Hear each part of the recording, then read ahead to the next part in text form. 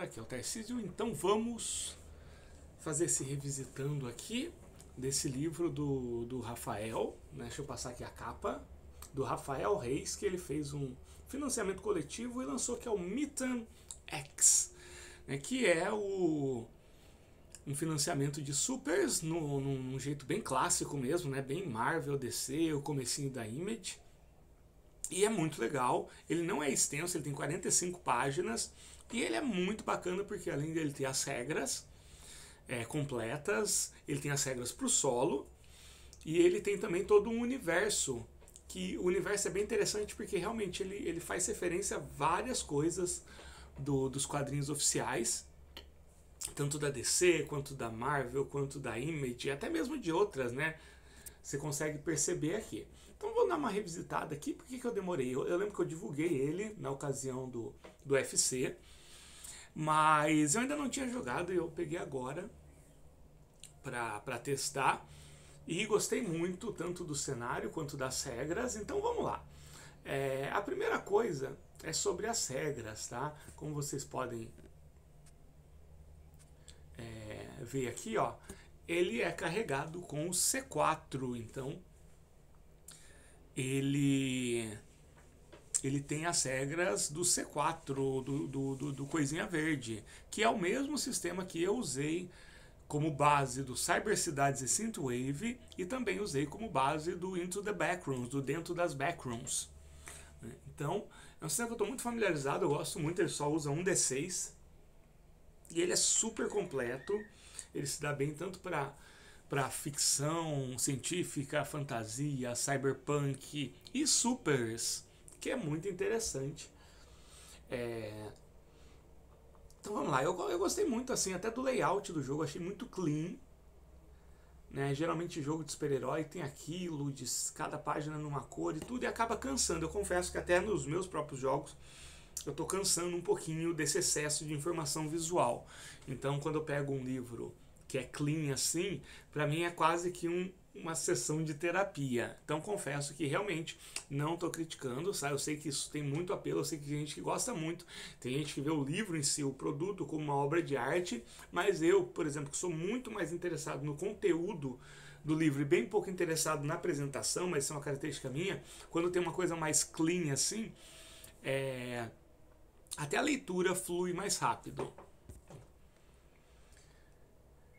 Então, gente, olha só, né? Tem um mundo e quem apresenta o cenário é o professor, que logicamente faz referência aos X-Men, né? E aí, o que são os Mython, né? Os Mython X, Mython X, eles são o nome que se dá aos seres superpoderosos. E aí, cada um tem uma origem, pode ser mutantes, pode ser, mas só existem eles, né? Então, o que vai além do mundo da física nesse mundo são os Mython X. E ele começa apresentando aí a torre, que seria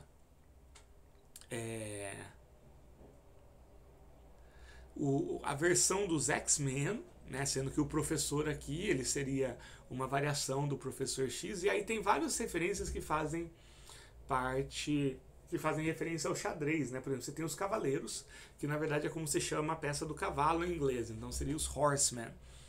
Que ele é um grupo que surgiu a partir de uma cisma da Torre, que seria esse grupo dos X-Men, que ele é um pouquinho mais radical e um pouquinho mais pessimista. Então você vai encontrar vários paralelos. Pode ser desde do Magneto, montando o grupo dele lá no passado, pode ser numa das fases de uns 5, 6 anos atrás, quando o Ciclope saiu e montou o seu próprio grupo. A gente já teve X-Force, já teve um monte, né? X-Factor.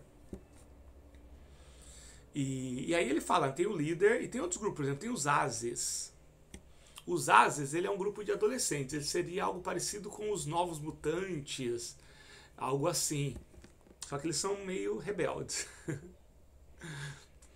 Né? Você tem os bispos, que seriam aqueles que saem do grupo principal da torre e vão ser por si próprios, né? De repente até, por exemplo, o que faz um Wolverine ou que faz o Deadpool. E aí você tem outras referências, como por exemplo a Pátria, que junto com os patriotas, eles fazem referência a coisas que são muito comuns nos quadrinhos, que são aquele grupo que, na verdade, eles pretendem ser heróis, mas na verdade eles não são. Isso, muita gente acha que só tem agora por causa do The Boys. Então eu lembro quando o Rafael lançou esse livro, muita gente falou, ai, mas é o The Boys, né? Tem a Pátria, do Capitão Pátria. Mas esse tipo de estereótipo de herói, que na verdade é quase que um vilão, ele já existe. Lá no final dos anos 90, começo dos 2000, por exemplo, surgiu os Thunderbolts, que era exatamente isso. Os Thunderbolts originais da Marvel, que eram criaturas que se fingiam, seres que se fingiam de heróis, mas eles tinham toda uma agenda secreta. Isso também era muito comum no Young, ainda mais na metade da década de 90, foi o Rob Liefeld que lançou os Young Bloods, que era um grupo do governo. Então eles eram heróis, a maioria era, mas eles cumpriam algumas agendas que não eram meio dúbias, que eram os Young Bloods. Então, bem antes do The Boys virar seriado, já era um estereótipo muito, muito presente nos quadrinhos. Então, e logicamente assim, né, fica claro que o Rafael está apresentando como isso mesmo, né, como pessoas que fingem ser heróis, mas na verdade estão cumprindo uma agenda do governo, uma agenda própria que não é boa. Então tem várias associações aí com o The Boys, muito interessante. O que mais nós temos aqui? Os Devotos, que é uma sociedade secreta, muito interessante, né? E tem, né, como toda boa história, sempre tem uma mega corporação tentando dominar tudo. Aqui a gente tem o Maquinismo, que é isso.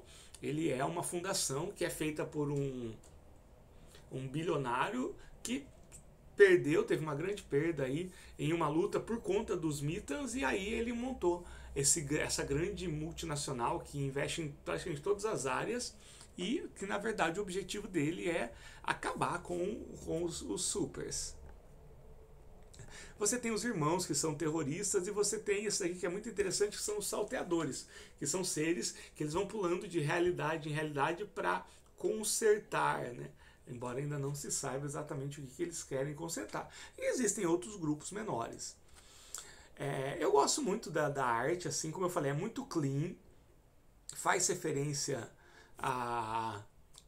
àquela fase mais antiga dos quadrinhos, né, da década de ouro, lá dos 70, 60. Muito interessante. E as regras são super simples, né? Basicamente você tem perícias, aí você tem que distribuir 4 pontos em uma, 3 pontos em outra, 2 em outra e 1 em outra.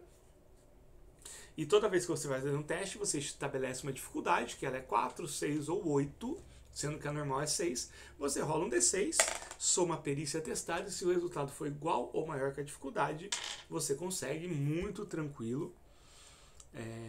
O combate também é exatamente isso, só que aí você joga um D6, soma a sua perícia combate, a outra pessoa faz o mesmo, e quem tirar um número maior provoca o excedente como se fosse dano.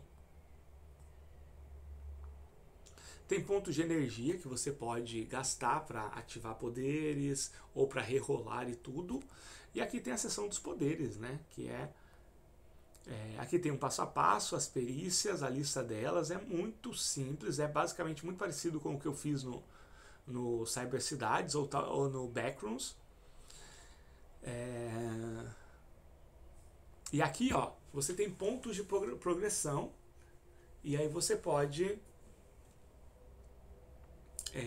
escolher os seus poderes. Você escolhe, cada ponto de progressão te dá um poder, e aí você escolhe. Lembrando que esses poderes eles não são infinitos, cada poder ele tem um gasto de energia envolvido, então pode ser que ao longo do dia ou no meio de um combate você simplesmente fique sem energia, que acontece com vários tipos de heróis. Por exemplo, a Jean Grey, quando ela usa o máximo do poder dela, ela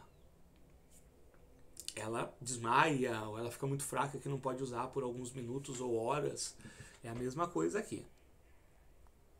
E aqui tem os modos de jogo: cooperativo, com mestre, solo, e tem várias tabelas aí para te ajudar. Olha só as tabelas que tem, né? Tem uma tabela de habilidades para NPCs, olha só que interessante. Uma tabela de trama, muito legal. consequências. Bem legal essa questão de consequências.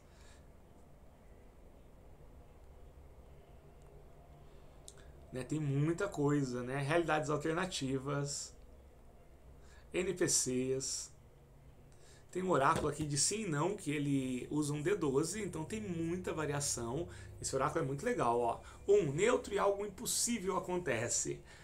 Não enrole consequências. Então aquelas consequências, elas são consequências do oráculo. É muito legal esse oráculo, ele podia funcionar basicamente em qualquer tipo de história.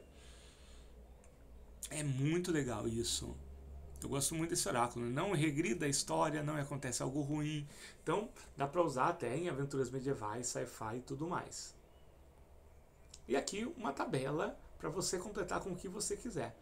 Galera, basicamente é isso. É muito legal, recomendo demais vocês testarem aí. Procurem o Rafael Reis para ver. Eu não sei se ele colocou no Bazar Verde ou se ele está vendendo. Eu gostaria muito que ele lançasse uma versão física disso, porque como é fininho, né, 45 páginas, ia sair bem barato, ia ser super acessível, e é um jogo que eu gostaria. Esse jogo entra na minha lista de jogos que eu quero ter a versão física de gráfica. Como eu falei, são poucos jogos que eu quero ter, a maioria eu prefiro ter o encadernado, mas esse seria um deles, assim, pela praticidade. É isso.